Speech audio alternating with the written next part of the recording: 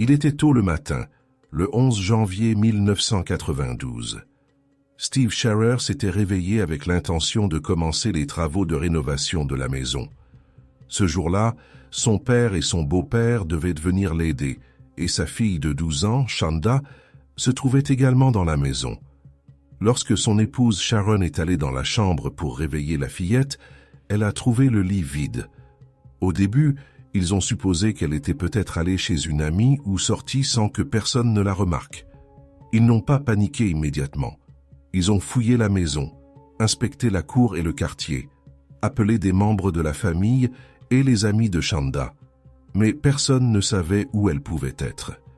Steve se rappela alors s'être réveillé au milieu de la nuit, vers 3 heures du matin, car il avait entendu la télévision allumée dans le salon. Il pensa que c'était Shanda qui l'avait laissée allumée. Il remarqua également que la porte de la cuisine était entr'ouverte, alors il la ferma et la verrouilla. Il croyait que peut-être la fillette était sortie promener le chien un instant et allait rentrer, sans savoir qu'il avait peut-être refermé la porte derrière elle à ce moment-là. Il essaya de trouver une explication logique. Si, par hasard, il avait enfermé l'enfant dehors, pourquoi n'aurait-elle pas frappé, crié ou tapé aux fenêtres? Il y avait plusieurs possibilités, mais aucune ne semblait plausible. Aucun voisin ne l'avait vue. Personne n'avait remarqué quoi que ce soit de suspect. Le temps passait, mais il n'y avait aucune trace. Vers midi, lorsqu'il ne fut plus possible d'exclure la disparition de Shanda, les parents contactèrent la police. Les autorités locales, des bénévoles et des membres de la communauté participèrent aux recherches. Une recherche pour retrouver la fillette débuta sans savoir qu'elle serait bientôt retrouvée, mais pas vivante. Son corps allait raconter une histoire d'une brutalité inimaginable. Shanda Renée Sharer est née le 6 juin 1979 à Pineville, dans l'État du Kentucky. Ses parents, Stephen et Jacqueline Sharer, connus sous le nom de Jacques, avaient déjà connu des relations complexes avant sa naissance. Jacques avait eu une fille d'un premier mariage avec un homme qui était le meilleur ami de Steve depuis le lycée, à Clarksville, dans l'Indiana. Selon Steve, les deux amis avaient littéralement tiré à pile ou face pour décider lequel ferait le premier pas vers Jacques lorsqu'elle est apparue à l'école. Mike Boardman eut cette chance, entama une relation avec Jacques et elle tomba rapidement enceinte. Elle n'avait alors que 16 ans. Ils se marièrent, eurent une fille nommée Paige, mais le mariage ne dura pas. Peu de temps après, Jacques et Mike divorcèrent. Pendant ce temps, Steve avait déménagé, fondé sa propre entreprise de chauffage et climatisation, et Jacques perdit contact avec lui. Des années plus tard, leurs chemins se croisèrent à nouveau lorsque Steve rendit visite à ses parents à Clarksville. La flamme se ralluma rapidement et ils se marièrent peu après. Jacques s'installa avec sa fille à Middlesboro, une ville à la frontière du Tennessee, où elle donna plus tard naissance à Shanda. 9 mois plus tard, la famille retourna à Clarksville, mais ce ne fut pas pour longtemps. Le mariage entre Jacques et Steve se désintégra de nouveau. Malgré le divorce, Shanda resta proche de son père, qu'elle voyait un week-end sur 2, généralement à la ferme de son grand-père. Elle apprit à conduire un tracteur à l'âge de 5 ans et se sentait parfaitement à l'aise en pleine nature. Après la séparation, Jacques prit un deuxième emploi. Les week-ends, elle travaillait comme caissière à l'hippodrome de Churchill Downs, célèbre pour le Kentucky Derby. C'est là qu'elle rencontra Ronnie Ott, un homme employé sur le champ de course qui percevait 2 pensions. L'une en tant que vétéran de guerre, l'autre à cause d'une blessure survenue alors qu'il travaillait comme électricien dans l'armée. Il n'avait pas d'enfant, mais s'attacha à Jacques et à ses 2 filles. Lorsque Shanda eut 7 ans, Ronnie devint son beau-père. Ils emménagèrent dans sa grande maison à Louisville. Jacques acquit alors, pour la première fois, une stabilité financière et décida d'investir dans l'éducation de ses filles. Shanda quitta l'école publique pour intégrer une école catholique. Elle y révéla tout son potentiel, excellente élève, très active dans le sport et dans les activités parascolaires. Elle était pom-pom girl, jouait au volleyball, au basketball, au softball, participait au scout et était membre du club 4H. À l'âge de 10 ans, Chanda remporta un concours de mots croisés organisé par McDonald's, dont le prix était un voyage tous frais payé à Disneyland en Californie. Ils prirent l'avion jusqu'à la côte ouest, accompagnés d'une limousine. Cette victoire fit d'elle une petite célébrité à l'école, même si la popularité ne lui manquait déjà pas. Elle était très appréciée, toujours souriante, chaleureuse et prête à aider. Elle était extrêmement sociable, aimée de ses camarades, et sa spontanéité ainsi que son énergie faisaient d'elle une personne que tout le monde voulait comme amie. En même temps, elle obtenait d'excellentes notes et faisait preuve de talent tant dans les études que dans le sport. Lorsque Chanda eut 11 ans, son père Steve entama une nouvelle relation avec une femme nommée Sharon. Rapidement, il sut que c'était la femme avec laquelle il voulait passer le reste de sa vie. Chanda accepta immédiatement Sharon et développa un lien étroit avec elle. Elle était présente lorsque Steve demanda Sharon en mariage, et bientôt elle eut un demi-frère et une demi-sœur grâce à elle. Les relations familiales semblaient stables et pleines d'espoir. Cependant, peu après, de nouvelles tensions émergèrent dans la maison maternelle. Ronnie, le beau-père de Chanda, se disputait fréquemment avec sa demi-sœur Paige. Dès que Paige eut 18 ans, elle quitta la maison pour aller vivre avec son petit ami. Peu après, Ronnie et Jacques commencèrent également à se disputer, et Jacques finit par demander le divorce. Entre-temps, Paige revint vivre chez sa tante Debbie à New Albany, de l'autre côté de la rivière, dans l'Indiana. Lorsqu'un appartement se libéra juste en face de celui de sa tante, Jacques et Chanda y emménagèrent. Ce déménagement marqua le début d'un nouveau chapitre pour Chanda, une occasion d'être plus proche de son père, tout en gardant un lien avec sa mère. En 1991, Chanda entra au collège Hazelwood Middle School. C'était un grand moment pour elle. Pour la première fois depuis longtemps, elle n'était pas obligée de porter un uniforme scolaire. Elle était si excitée à l'idée de la rentrée qu'elle organisa une mini-parade de mode la veille au soir pour sa mère, hésitant sur la tenue à choisir. Elle partit à l'école avec un grand sourire et revint encore plus heureuse. Elle dit à Jacques qu'elle s'était déjà fait de nouveaux amis et qu'elle aimait beaucoup l'école. Mais cet enthousiasme fut de courte durée. 2 jours plus tard, Chanda se retrouva impliquée dans un conflit avec une autre élève. Tout avait pourtant commencé de manière très innocente. En classe, elle parlait avec une fille qui lui confia qu'elle voulait rompre avec son petit ami, mais qu'elle avait peur de lui rendre la bague en personne. Chanda proposa de le faire à sa place, espérant ainsi aider et se faire une nouvelle amie. Elle trouva le garçon pendant la pause, lui rendit la bague et lui dit de la part de qui elle venait. Mais le garçon fut furieux. Il n'apprécia pas que sa petite amie ne lui ait pas rendu la bague en personne. Peu après, une autre fille fit son apparition, furieuse et prête à en découdre. Elle s'appelait Amanda Hivrin. Elle était la cousine du garçon à qui la bague avait été rendue, et elle considérait qu'il était de son devoir de le défendre. Elle s'approcha de Chanda, commença à la menacer, puis, sans que Chanda ait le temps d'expliquer quoi que ce soit, l'agressa physiquement. Elle la jeta au sol et commença à lui donner des coups de poing au visage, jusqu'à ce qu'un professeur intervienne pour les séparer. Les 2 filles furent envoyées dans le bureau du principal.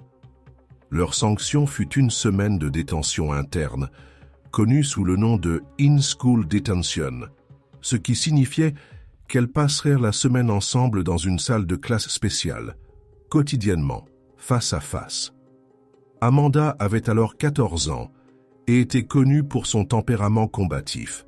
Bien qu'elle fût de petite taille, elle portait des vêtements amples et masculins et avait les cheveux courts, ce qui renforçait encore son allure combative et son attitude affirmée. Elle n'hésitait pas à se battre, ni à assumer le fait qu'elle n'était pas attirée par les garçons. Amanda était ouvertement intéressée par les filles. À cette époque, elle était en couple avec une autre élève, Melinda Loveless. Melinda Loveless est née le 28 octobre 1975 à New Albany, dans l'État de l'Indiana. Elle était la plus jeune des 3 filles de Larry et Marjorie Loveless. Leur mariage n'avait jamais été stable. Ils s'étaient mariés alors qu'ils étaient encore adolescents, au milieu des années 60, et déjà à cette époque, Margie avait remarqué que Larry était obsédé par le sexe. Après que Larry eut été recruté et envoyé à la guerre du Vietnam, Margie resta seule et donna naissance à leur première fille, Michelle. Lorsque Larry revint du front, il se montra violent et paranoïaque. Il était jaloux, possessif et physiquement agressif, non seulement envers Margie, mais aussi envers leur petite fille. Margie endura ses excès, mais lorsqu'elle tomba enceinte d'une 2e fille, Melissa, elle commença à planifier sa fuite. Toutefois, sa dépendance financière et la pression sociale la maintinrent dans ce mariage infernal. Larry menaçait souvent Margie avec une arme lorsqu'elle évoquait l'idée du divorce. Finalement, ils convinrent d'un soi-disant mariage ouvert qui donnait à Larry la liberté de coucher avec d'autres femmes.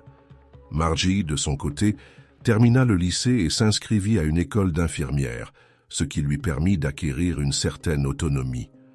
Mais cela ne dura pas longtemps.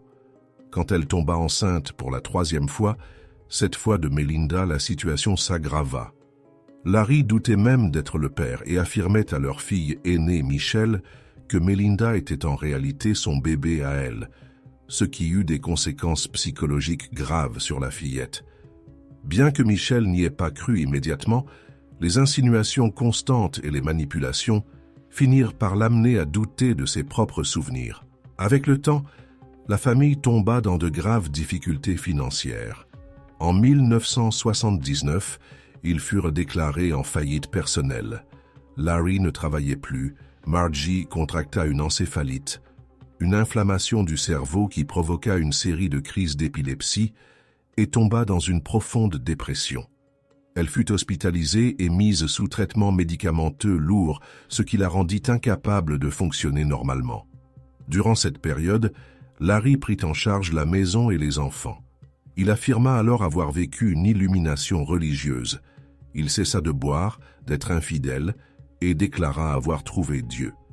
La famille commença à fréquenter l'église Graceland Baptist Church, où Larry devint si fanatique qu'il affirmait posséder le pouvoir de résurrection et de chasser les démons. Il détruisait les jouets des enfants, interdisait la musique, brûlait des livres et obligeait Margie à porter un voile. La communauté fut tellement impressionnée par sa conversion qu'elle lui offrit un logement temporaire et l'aida à payer les factures.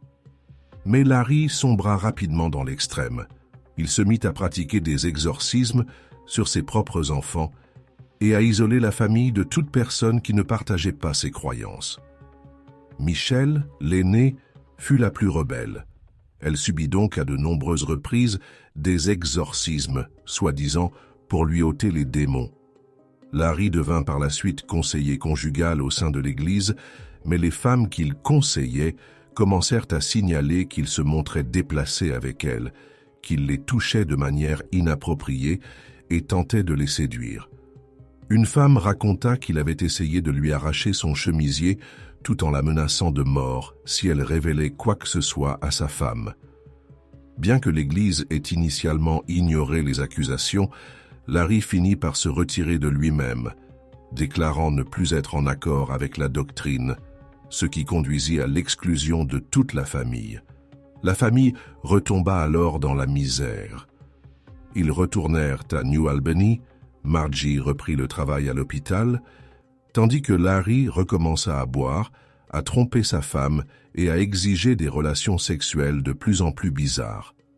Margie accepta d'abord, espérant sauver leur mariage, mais elle découvrit bientôt que Larry lui était de nouveau infidèle. La plus jeune fille, Melinda, était très attachée à son père. Pendant qu'il ne travaillait pas, il passait tout son temps avec elle et lui répétait que sa mère était responsable de tout ce qui n'allait pas dans la famille. Lorsque Melinda grandit et s'intéressa davantage à ses amis et aux dessins animés, Larry se sentit profondément blessé. Il manipulait ses émotions, et quand Margie trouva enfin la force de lui résister, la situation dégénéra.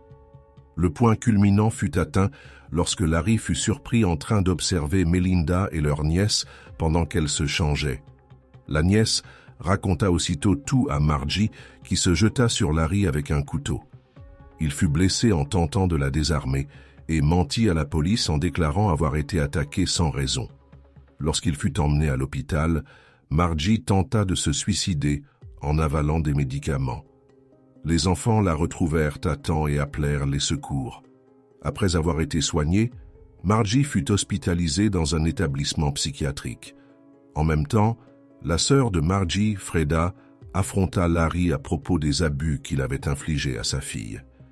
Il lui jeta du café brûlant au visage et elle, par vengeance, l'écrasa avec sa voiture, bien qu'il ne fût pas grièvement blessé. Après tout cela, Larry quitta la ville et s'installa chez ses parents en Floride, tandis que Margie déposa une demande de divorce. Mais Melinda ne put s'y résoudre. Elle blâma sa mère pour l'éclatement de la famille et dirigea sa douleur et sa rage contre elle-même et contre les autres. Les lettres de son père arrivaient régulièrement, jusqu'au jour où elle apprit qu'il s'était rapidement remarié et qu'il avait cessé de donner des nouvelles. Elle se sentit alors totalement abandonnée. Dans une famille où ses deux grandes sœurs étaient déjà ouvertement homosexuelles, Melinda se mit elle aussi à expérimenter. D'abord avec des amis, puis avec des filles. À l'école, elle cherchait de l'attention partout où elle pouvait en obtenir, autant chez les garçons que chez les filles, jusqu'au jour où elle rencontra Amanda Ivrin. Leur relation fut intense, mais remplie de jalousie, de possessivité et de fréquentes altercations physiques. Melinda cherchait chez Amanda un substitut à l'amour qu'elle avait perdu avec le départ de son père. Mais ce qui allait suivre allait transformer ce chaos émotionnel en quelque chose de beaucoup plus sombre. Laurie Tackett, de son nom complet, Mary Lorraine Tackett, est née le 5 octobre 1974 à Madison, dans l'État de l'Indiana. Elle a grandi dans un foyer marqué par les contradictions et la répression. Sa mère, Peggy, était une fanatique religieuse appartenant à une communauté pentecôtiste fondamentaliste appelée Lighthouse on the Hill. Dans cette église, les fidèles communiquaient avec les forces divines par le parler en langue, et les visions, les exorcismes et les règles morales strictes faisaient partie du quotidien. Le père de Laurie, George, était tout le contraire. Il travaillait dans une usine et avait purgé une peine de prison pour un braquage à main armée d'une station-service dans les années 60. La famille était déjà dans le collimateur des services sociaux à cause de signalements de violence et de comportements inappropriés à la maison. Laurie déclara avoir été agressée sexuellement au moins 2 fois, une première fois à l'âge de 5 ans et une seconde fois à 12 ans. Un événement particulièrement traumatisant eut lieu en mai 1989. Sa mère l'avait surprise en train de troquer sa robe contre un jean à l'école, ce qui était strictement interdit par les règles de l'Église. Peggy tenta alors d'étrangler sa propre fille, parce qu'elle avait enfreint le code vestimentaire religieux. Les filles n'étaient pas autorisées à participer aux cours d'éducation physique, car elles devaient obligatoirement porter de longues robes, sans aucune exception. À l'adolescence, Laurie développa une fascination profonde pour le surnaturel, les thèmes gothiques et le vampirisme. Elle commença à se mutiler, se coupant et s'infligeant des plaies, ce qui l'amena à faire de nombreux séjours à l'hôpital. Finalement, elle fut internée en psychiatrie, où on lui diagnostiqua un trouble borderline de la personnalité. En 1991, elle quitta le lycée puis s'installa temporairement chez des proches à New York, avant de revenir à Madison. En octobre de la même année, Laurie fit la connaissance de Melinda Loveless. Les 2 filles se lièrent rapidement. Toutes 2 portaient des cicatrices de foyers dysfonctionnels. Toutes 2 étaient enclines à l'autodestruction et à une instabilité émotionnelle extrême. À la fin de l'année, Laurie passait presque tout son temps à New Albany et Louisville avec Melinda. Leur amitié se transforma rapidement en une symbiose, deux adolescentes ayant rejeté le monde autour d'elles, trouvant refuge l'une auprès de l'autre, entretenant une relation sombre et une rage mutuelle qui allait bientôt se focaliser sur une jeune fille, Shanda.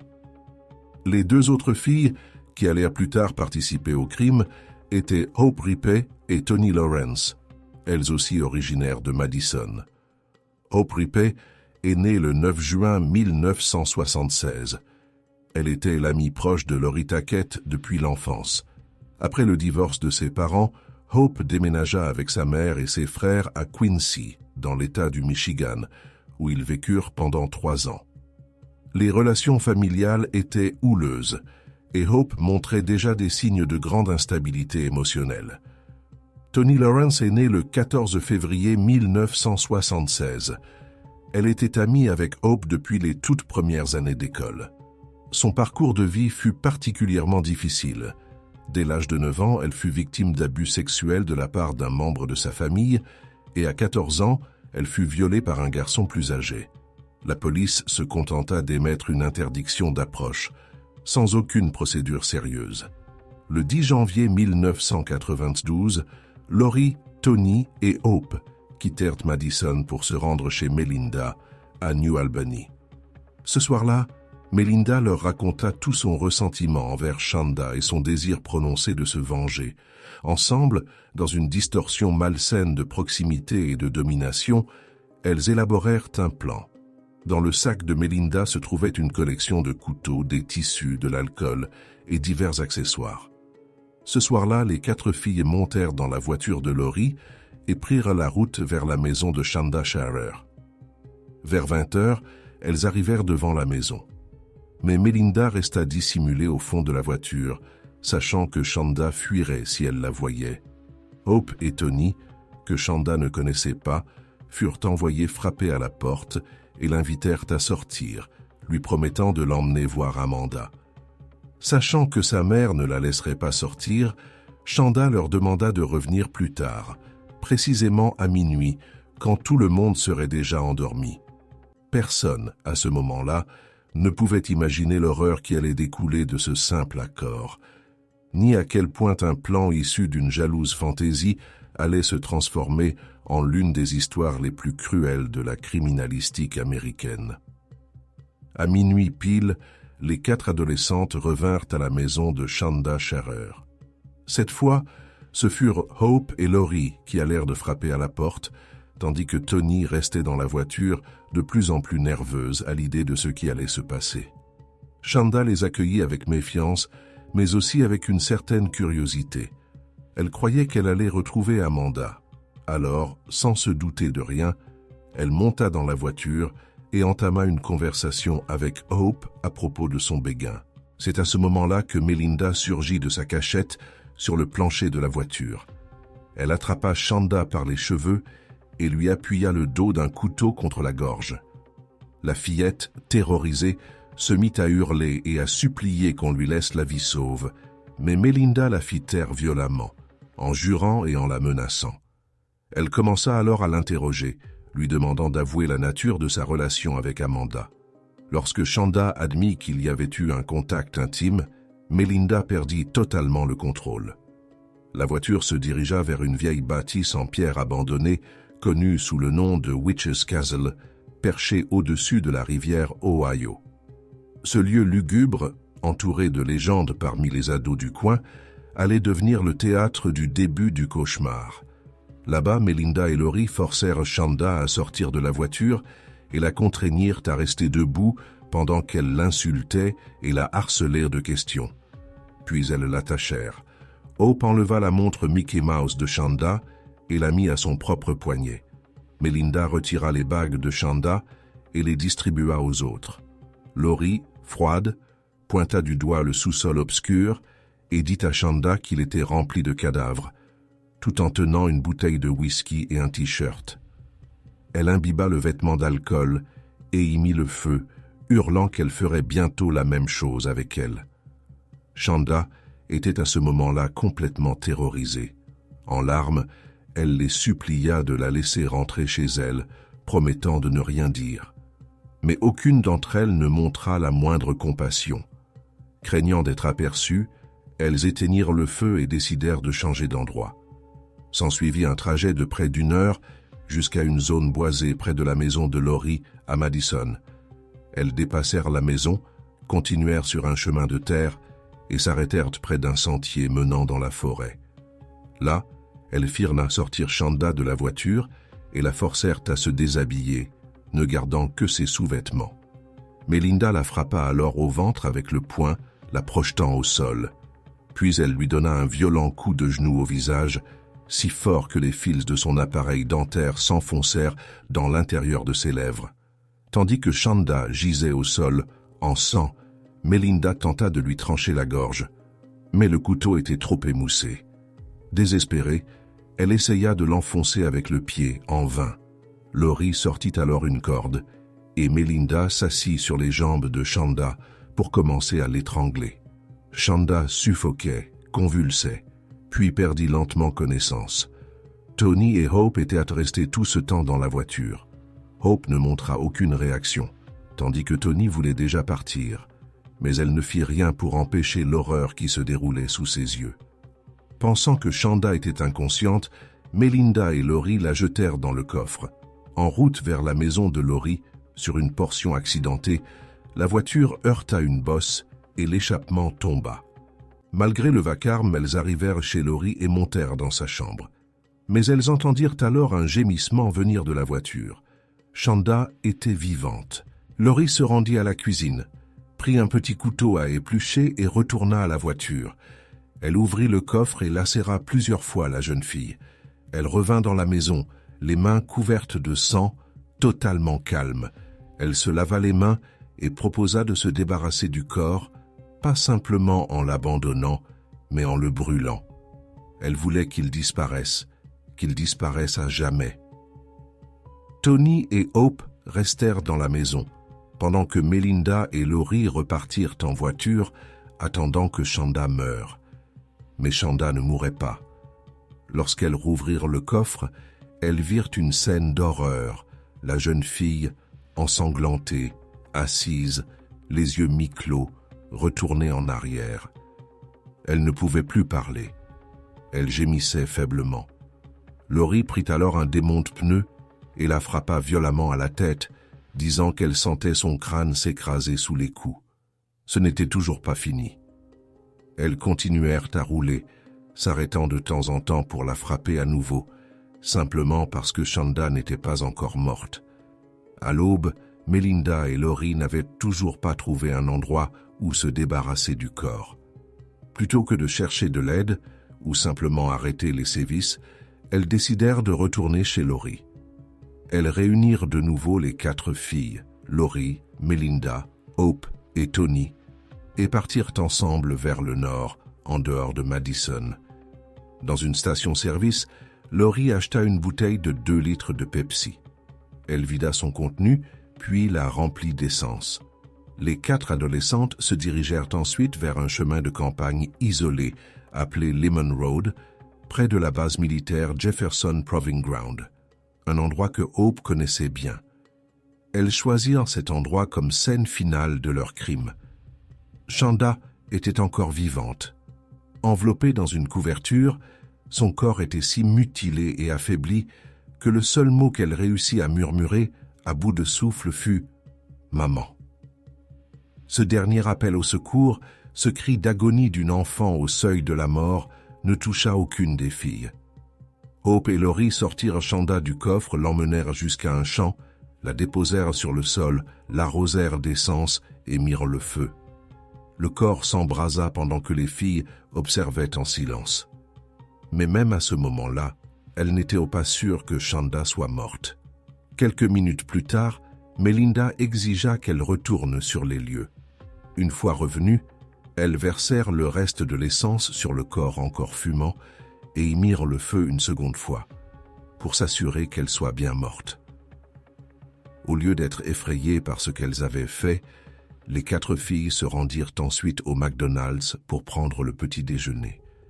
Assises à table, elles riaient, plaisantaient, et à un moment, l'une d'elles fit remarquer que le corps calciné de Chanda ressemblait aux saucisses qu'elles étaient en train de manger. Aucun remords, aucun signe de conscience, aucune once d'humanité. Ce même matin, peu avant 11 heures, Don et Ralph Foley roulaient en direction du Jefferson Proving Ground où ils prévoyaient de chasser. En parcourant une route de campagne, ils aperçurent au loin ce qui leur semblait être une poupée abandonnée. Mais en s'approchant, ils découvrirent l'horrible vérité. Le corps calciné d'un enfant gisait devant eux. Ils appelèrent immédiatement la police. Le shérif Buck Shipley et les détectives du comté de Jefferson arrivèrent rapidement sur les lieux. L'enquête débuta. Sur la scène du crime, des indices montraient que la victime avait été enveloppée dans une robe de chambre ou une couverture, puis brûlée alors qu'elle était encore en vie. Au départ, les enquêteurs soupçonnaient un meurtre à caractère sexuel, un acte destiné à dissimuler un viol. Mais ce qu'ils allaient bientôt découvrir dépassait tout ce qu'ils pouvaient imaginer, non seulement par la brutalité du crime, mais aussi par l'identité des auteurs et leur incroyable sang-froid. Les tentatives de dissimulation du crime n'allaient durer que quelques heures. Ce même jour, Melinda raconta tout à Amanda Ivrin. Avec un avertissement clair de ne parler à personne, elle lui révéla tout. Comment elles avaient attiré Chanda, comment elle l'avait torturée et où elle l'avait laissée. Amanda fut sous le choc mais ne réagit pas immédiatement. Cependant, le poids du crime commença bientôt à peser sur celle qui avait assisté à la scène sans en commettre les actes les plus barbares.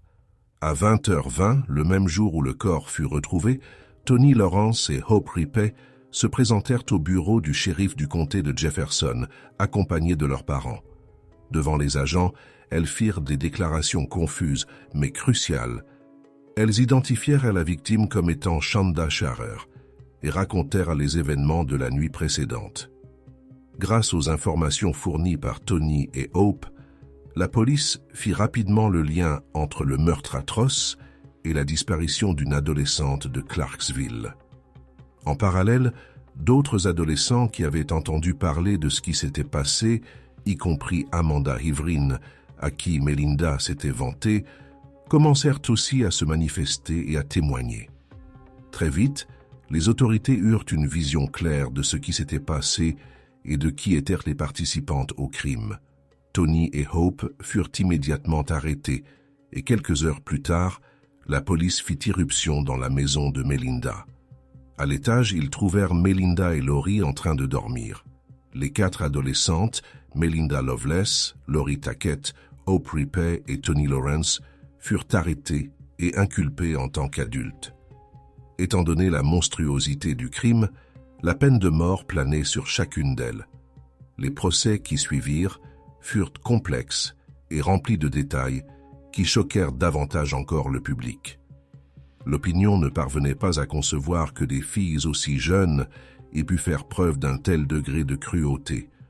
Procureurs et avocats engagèrent des négociations éprouvantes afin d'éviter la peine capitale. La première à accepter un accord fut Tony Lawrence en avril 1992.